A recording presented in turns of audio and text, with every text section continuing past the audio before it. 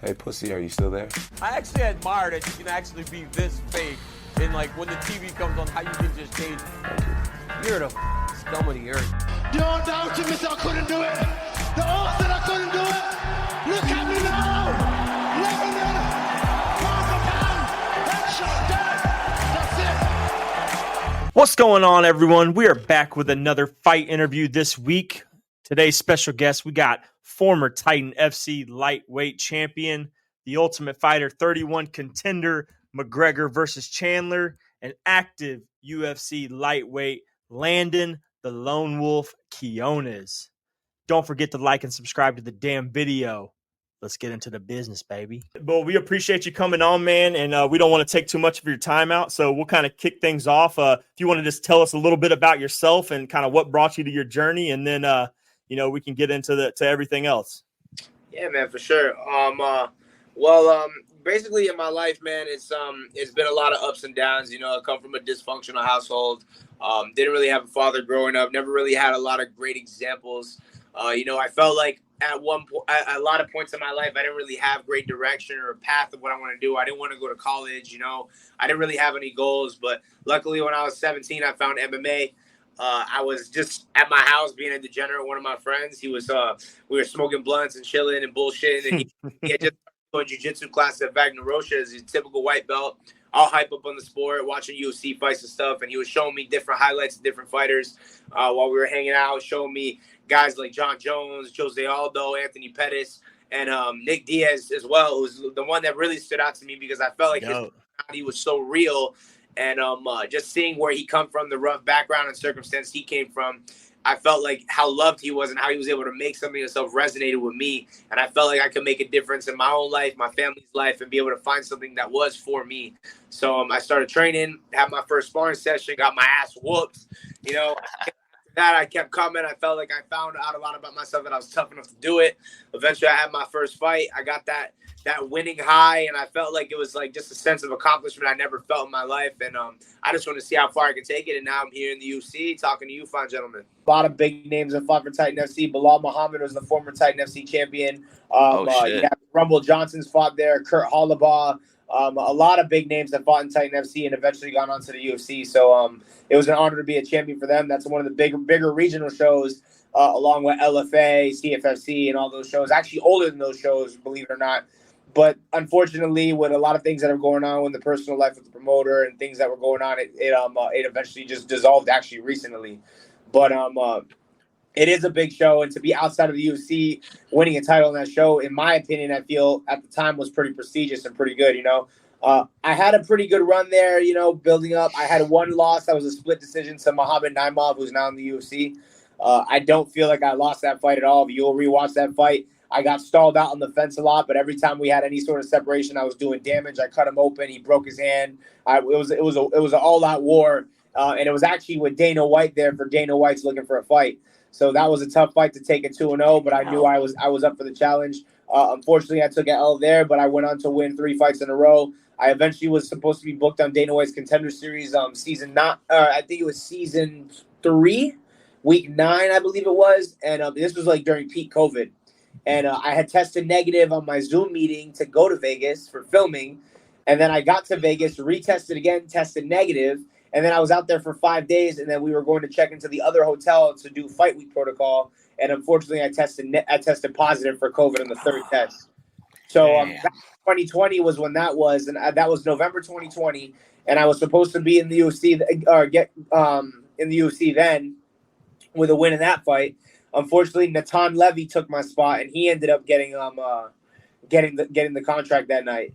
After that, since the season was almost over, they couldn't rebook me in time once I was cleared from the COVID and from the sickness, right? So they said, okay, you fight February for the belt on Titan FC, and we'll get you signed. You know what I mean? We'll consider that like your fight to get in, right? I was fighting a guy, a tough Hawaiian guy. I forgot his name. Some guy, Nico or something. I forgot his name. Real tough Hawaiian guy. Guy was like 10-3, something like that. One of the higher ranked guys in Hawaii. And unfortunately, 2 weeks before that fight, I tore my ACL. So I tore my ACL. I had a hard time getting fights before that Contender Series fight. So from June 2020 up until February, then got injured. So by the time I finally came back, it was about 2 years no fighting. So it was a really tough time for me. It was really hard. A lot of dark times. Obviously being a fighter is not in the UFC or in the big shows yet. You're not making a lot of money until you're really there. Sure. So I made my money off coaching, teaching privates. I do this full time, and I sacrificed the financial stability to be able to pursue the dream full time. And I was broke. I was down on my luck. I was hopping on couches, living with different friends, and luckily I had people to give me a roof over my head, and I was able to work through it. But eventually, I came back, defended won the belt for Titan FC. I was made a lot of false promises by a manager to get on the Contender Series again, but I was on such a long layoff. I guess they weren't able to get me in. I hired a new manager, defended my belt on Titan FC again, and then once I defended on New Year's, I got on the Ultimate Fighter. So fortunately, I was able. If you guys have followed my journey, I was on Team McGregor. I got to be the most successful fighter probably of all time. Congrats to him getting announced for his fight finally. I know it was kind of we were just talking about it. Like, what a coincidence! We get you on the day after the coaches of his season gets announced, which is crazy that it's just now getting announced. Almost we're talking 8-9 months, almost a year later. Yeah, crazy. Connor does what you want. That's awesome, man. Are you where are you training out in Florida right now? Are you at Killcliff? Nah, not anymore. I mean, I feel like after the Ultimate Fighter, the energy was a little weird having been against Team Chandler. I feel like the Team Chandler guys were talking a lot of shit and saying I was saying things that I wasn't saying. So the energy in the gym kind of shifted, even though I was there a really long time.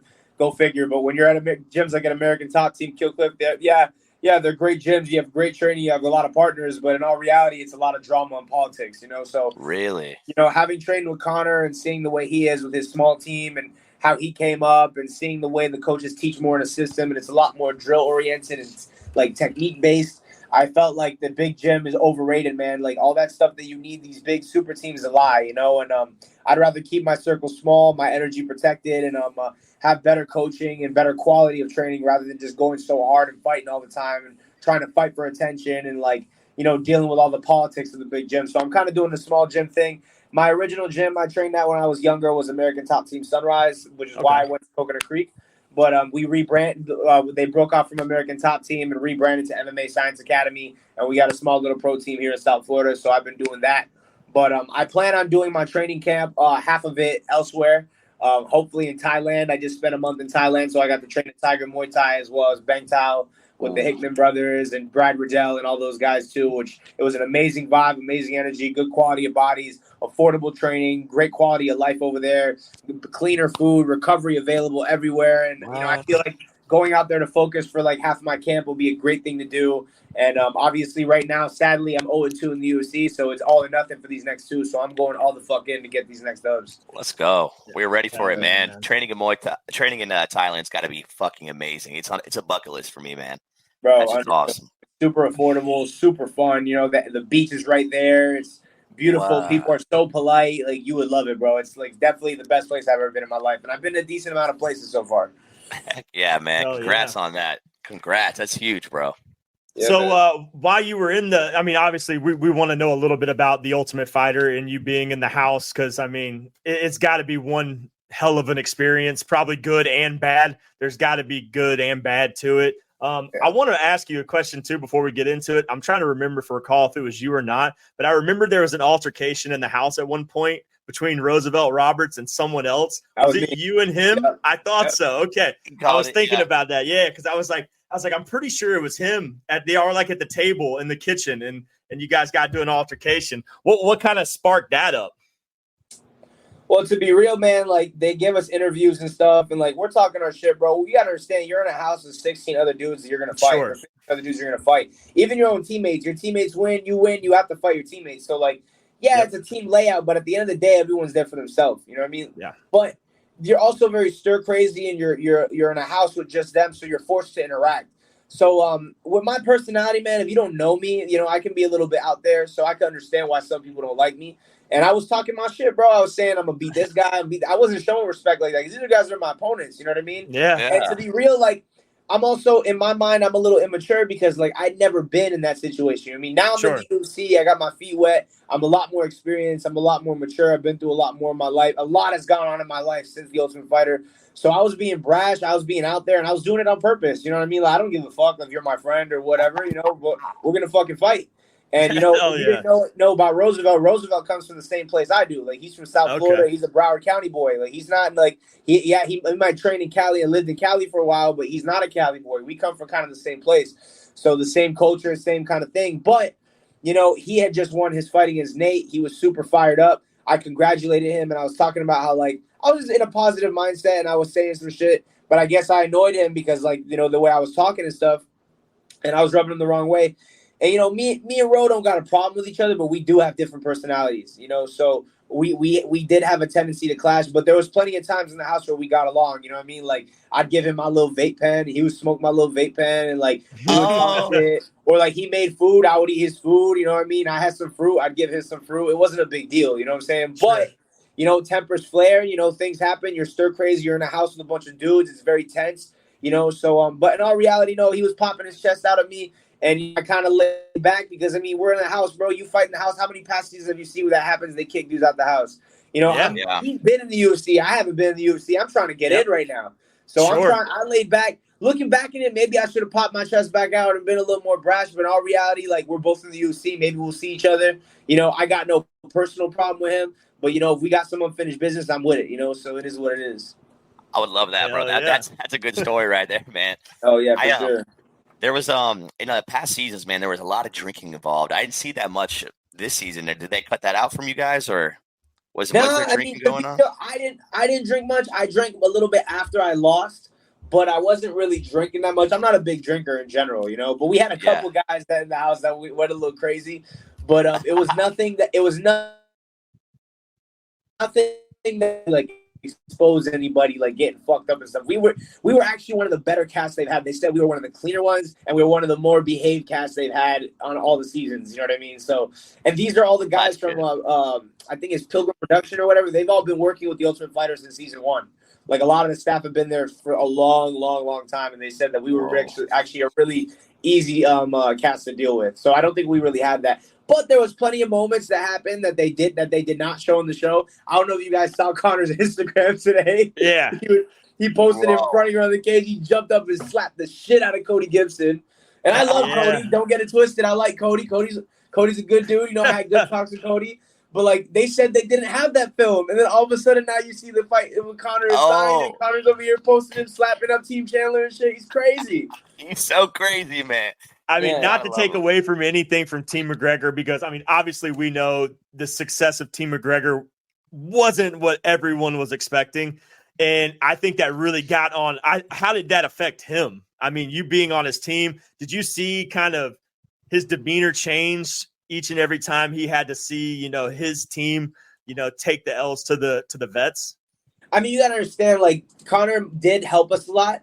And he provided us all the tools to do well. He gave us great coaching when he was there. He gave us great access to his coaches, nutrition. Like, he gave us more gear than all Team Chandler. Like, he took care of us. But in all reality, that's not his fault. And in all reality, he's not our coach. You know what I mean? Like, he was our coach for the Ultimate Fighter. But, like, we're all coming from different places. And we only were there for, 6 weeks. You know what I mean? Like, how much can you really learn in 6 weeks? You're there to work out, stay fresh, learn a couple new things, and you got to go fight, And I feel like ultimately, now that I'm in the UFC and I'm seeing the way the vets were and stuff, I think the experience is a factor, I don't think the skill gap was as big as it looked like on the show. Agreed. But experience is a factor. And when you're under those UFC lights and you got those UFC gloves on, it's a whole different thing, So I feel like that was the advantage. I know it did affect him as far as, like, being upset, because obviously to get to the level he's at, you got to be an ultimate competitor, And I'm sure it pissed him off, but at the end of the day, it really wasn't his fault. He did the best he could with us. We had access to John Kavanaugh, Owen Roddy, Sergey Politsky. We had Keane Cowley. Like, we had a great team behind us. Like, we did really the best we could with what it was, and the results are just they are what they are. Definitely, man. Definitely. I'm not gonna lie. I dig your nickname, the Lone Wolf. How did that come about?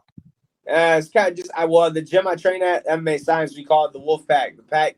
And shit. I've been kind of leading the way since I was an amateur. Like, I've kind of made it the furthest out of all our homegrown guys. You know, my coaches coach people from around the world, whether it be Attila Vey, Daniel Strauss. He was Amanda Nunez head coach for years since she started ATT. He's cornered her pretty much all her fights up to the Ronda Rousey fight, and then the last 2 fights with the Aldana fight and the Juliana Pena fight. So he's been with her for a long time, and trained a lot of world-class fighters from all over the place. Ronnie Lawrence, one of my boys that just recently got cut from the UFC, sadly, but he's a killer, just a lot of health issues. But yeah, man, I've been around, and also when I was in school, I had a teacher that used to call me that because I would just be sleeping in class. Once I started training and shit, I kind of like distanced myself from a lot of things that other people were doing, and I kind of just like did me, you know. So he would call me that as well. So it kind of just stuck. I'm like, fuck it, I'm gonna use it for a fight, and I used it for a fight, and I just ran with it. So now it's kind of stuck with me until now. It's hard, bro. Keep it going, man. Thank you, bro. Appreciate it. So jump past your time in TUF. You get out of the TUF house. You continue to train. Out of nowhere, someone backs out of a fight. Next thing you know, short notice, you're getting that call. What was that day like? What was that moment like? How did it feel knowing that, you know, here's my opportunity, I've made it?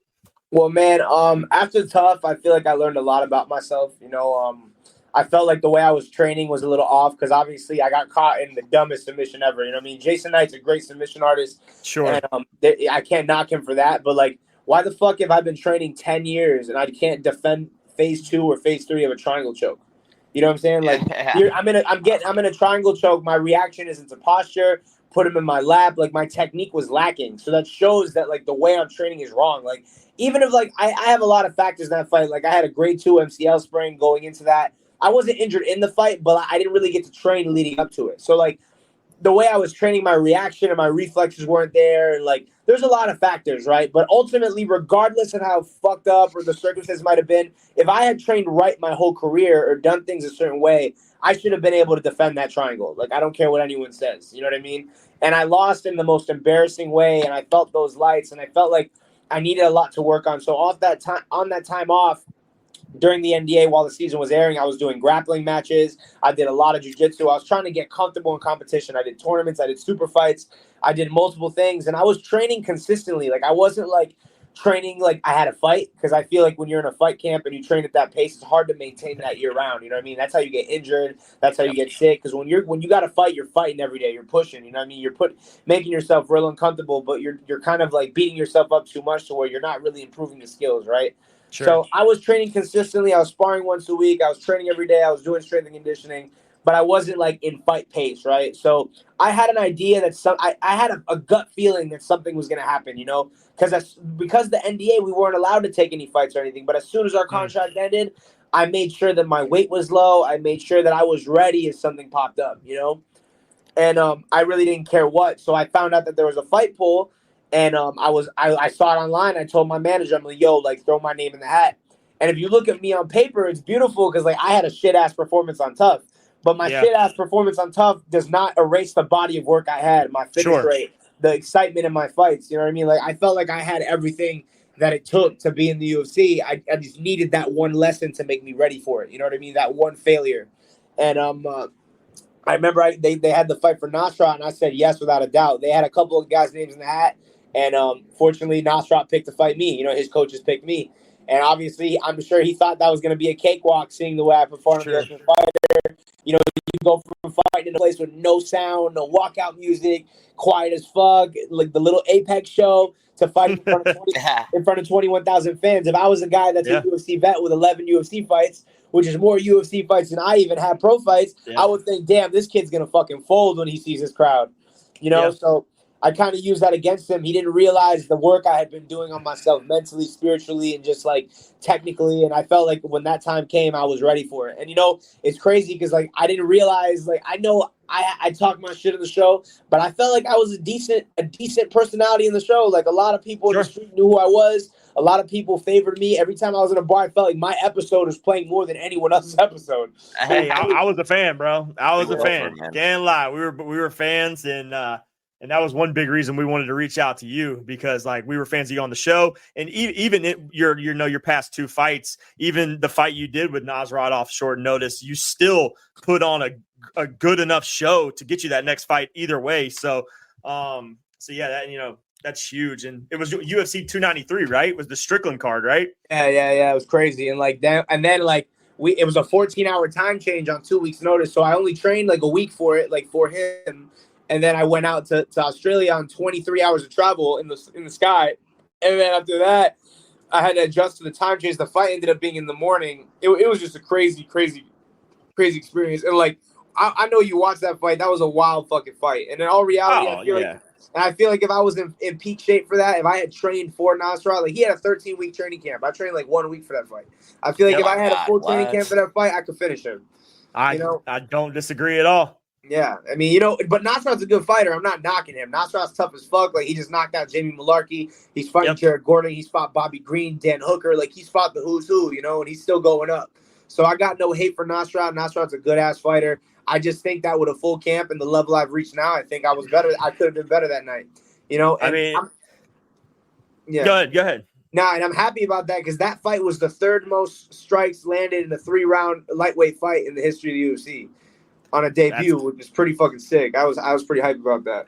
Yeah, that's wild. And it goes to show how tough your ass is, man. I mean, throughout your whole career, one, you've never been finished, like, outside of the Ultimate Fighter submission, but you've never been knocked out. Most of your losses have come by decision, and most of your wins have come by finish, by way of knockout. So, I mean, it just goes to show, how tough you are. And then that fun fact that I didn't even know either, that, that was, you said the third most significant strikes landed in a 3-round lightweight fight.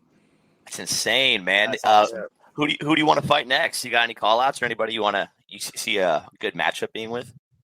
Man, I would, I'm looking at the timeline, man, and like I'm a little heavy right now and I'm still healing my foot. I got a couple weeks to do that. But man, I'm seeing this Conor card, man, and I would love to fight in that Carter Conor. And in reality, like, I'm open to whoever right now. Sadly, I don't know if you watched my fight with Markel Medeiros. Markel's a good dude and it's not his fault, but I won that fucking fight, bro. Like, you know what I mean? Like, if you look at that fight, I won on all the stats. I won on takedowns. I won on strikes thrown. I won on strikes landed. You know what I mean? I won on control. I feel like I matched the control time on the cage. Obviously there's mistakes. I'm accountable. Like, there's definitely things I could have done better to get him out of there and leave less doubt.